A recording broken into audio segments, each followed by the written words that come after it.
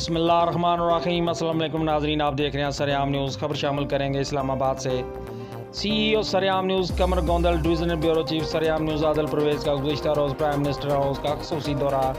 Prime minister house Islamabad के deputy coordinator Umar सुल्तान से पाकिस्तान के मुख्तलिफ अमूर पर गुफ्तगू। महंगाई बारे उमर सुल्तान का कहना है कि महंगाई का मसला इस वक्त पूरी दुनिया को अपनी लपेट में ले चुका है। वज़ीर-ए-आज़म पाकिस्तान इमरान खान ने इक़्तिदार में आते ही घरों में मुर्गियां गाय भैंसें पालने का कहा था तो यार लोगों ने मजाक उड़ाया था, मगर हकीकत में इस वक्त हमारा मुल्क खुराक की पैदावार की शदीद किल्लत की जानिब बढ़ रहा है।